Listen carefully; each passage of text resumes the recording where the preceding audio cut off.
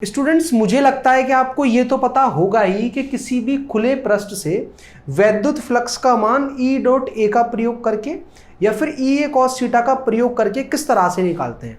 और अगर आप में से किसी को अभी ये भी नहीं आता तो डिस्क्रिप्शन बॉक्स में मैंने वीडियो की लिंक दे दी है, या फिर ऊपर आई बटन पर क्लिक करके भी आप खुले पृष्ठ से वैद्युत फ्लक्स का मान किस तरह से निकालते हैं उससे संबंधित वीडियो देख सकते हो। अब स्टूडेंट्स, अगला सवाल ये है कि अगर खुले पृष्ठ की जगह अगर हमारे पास एक बंद पृष्ठ है तो उस बंद पृष्ठ से गुजरने वाले वैद्युत फ्लक्स से संबंधित गॉस ने एक प्रमेय दी है जिसे हम कहते हैं गॉस की प्रमेय।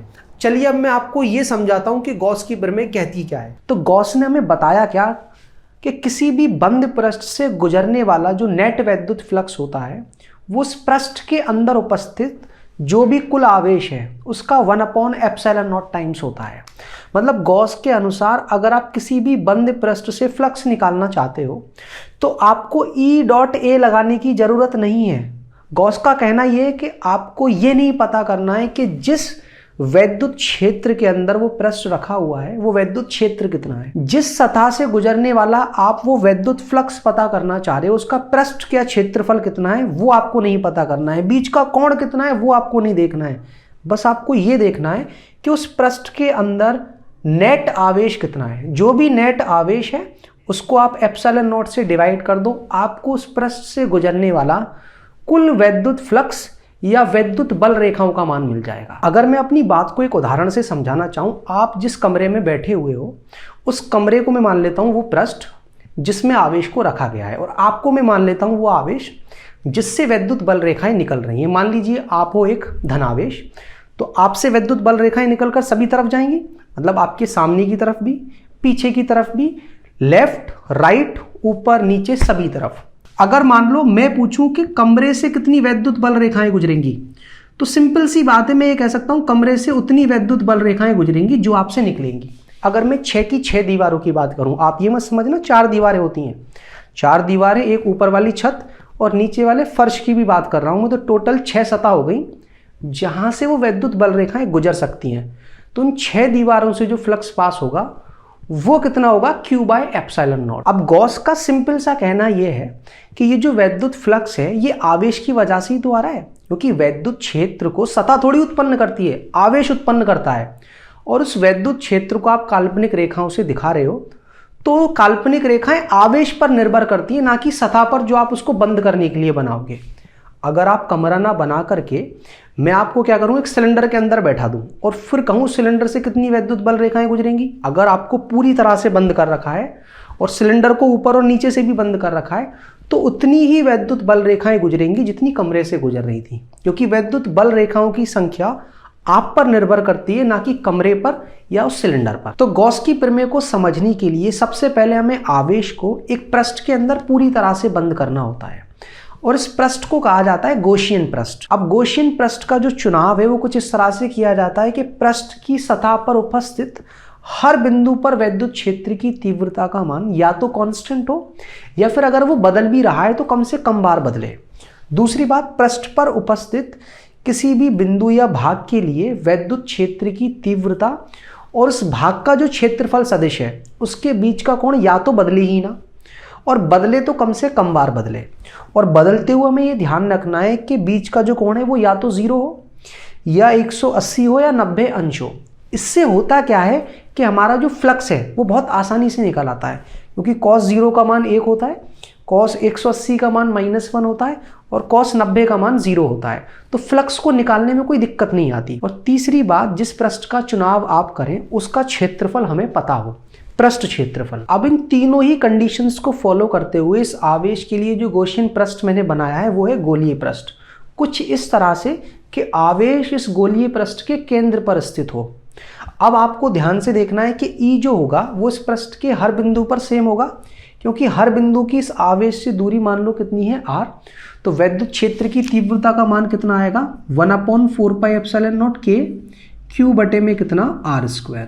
Q यहाँ पर कौन सा है, स्मॉल q। और देखो बात करें दूसरी कंडीशन की, तो हमें बात पता है कि एक धनावेश के लिए वैद्युत बल रेखाएं आवेश से निकल करके बाहर की तरफ जाती हैं।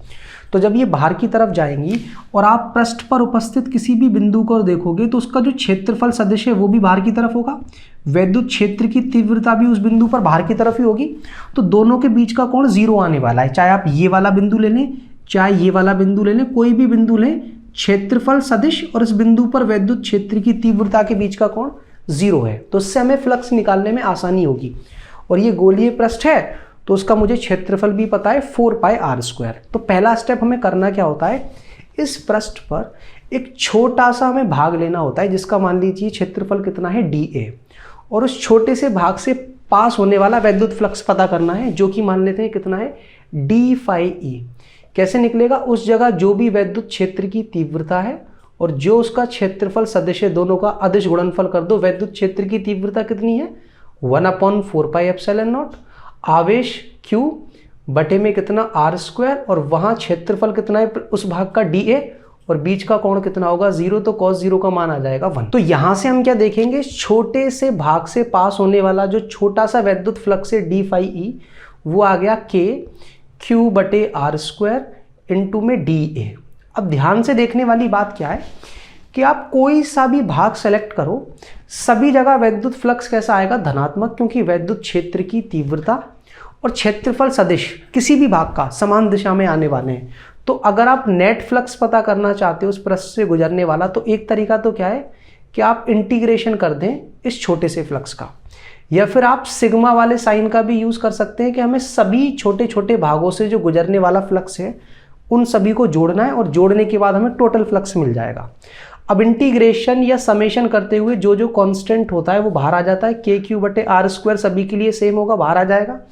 तो इंटीग्रेशन या समेशन जो हमें करना है वो dA का करना है, और dA का जो इंटीग्रेशन होगा वो होगा A का मतलब क्या है, पृष्ठ का क्षेत्रफल। तो मैं पहले यहाँ K की वैल्यू डाल देता हूँ 1/4πε0 Q बटे r², और पृष्ठ का क्षेत्रफल कितना है टोटल 4πr²। आप देखोगे 4π से 4π कट गया, r² से r² कट गया, तो गुजरने वाला कुल वैद्युत फ्लक्स कितना आ गया Q बटे ε0। आप ध्यान से देख सकते हो कि इस गोलीय पृष्ठ से, जिसे हम गॉसियन पृष्ठ कह रहे हैं, जो गुजरने वाला टोटल फ्लक्स है वो ना तो E पर डिपेंड कर रहा है ना A पर डिपेंड कर रहा है। वो किस बात पर डिपेंड कर रहा है कि आवेश कितना है उस पृष्ठ के अंदर। और ये जो ε0 है ये तो कांस्टेंट होता है ना, इसकी वैल्यू होती है 8.85 गुणा 10⁻12 कूलम स्क्वायर प्रति न्यूटन मीटर स्क्वायर। और देखो कमाल की बात क्या है कि गॉस की प्रमेय में अगर आप इस गोलीय पृष्ठ को हटा करके कोई एक अनियमित पृष्ठ भी ले लेते हो जिसका ना आपको सतह पता है, ना वहाँ वैद्युत क्षेत्र की तीव्रता हर बिंदु पर कांस्टेंट है, और ना सभी जगह आपको E और dA के बीच का एंगल पता है, तब भी आप क्या देखोगे कि इस पृष्ठ से गुजरने वाला जो नेट फ्लक्स होगा वो Q/ε0 ही होगा, अगर ये आवेश पूरी तरह से बंद है। क्यों? क्योंकि वैद्युत बल रेखाएं किसी भी आवेश से कितनी निकलेंगी वो आवेश डिसाइड करेगा, ना कि आवेश को चारों तरफ से बंद करने वाली कोई भी सतह। ये आप इस चीज़ को ऐसे भी याद कर सकते हो कि अगर कोई आवेश Q है तो उससे कितनी वैद्युत बल रेखाएं निकलेंगी Q/ε0, या क्या कहोगे कितना वैद्युत फ्लक्स निकलेगा Q/ε0। अगर आप इस आवेश को पूरी तरह से बंद कर दोगे तो ये पूरा का पूरा फ्लक्स उस पृष्ठ से पास हो जाएगा, और अगर आपने उसको पूरी तरह से बंद नहीं किया है तो फिर आपको देखना पड़ता है कि कुल फ्लक्स का कितना भाग उस पृष्ठ से पास हो रहा है। स्टूडेंट्स, मुझे लगता है अब आपको ये तो समझ में आ ही गया होगा कि गॉस की प्रमेय कहती क्या है, और गॉस की प्रमेय से संबंधित जो सूत्र है उसका निगमन किस तरह से करते हैं। अब ये जो हमारा सूत्र है Q/ε0, इससे संबंधित आंकिक प्रश्न किस तरह के हमसे पूछे जाते हैं और उनको किस तरह से हल किया जाता है। अगर आप ये समझना चाहते हो तो इस वीडियो पर क्लिक करके सारे कॉन्सेप्ट्स को समझ सकते हो। और वैसे आपको इस वीडियो में कुछ ना समझ में आया हो तो बेझिझक आप अपना सवाल मुझसे कमेंट सेक्शन में पूछ सकते हो।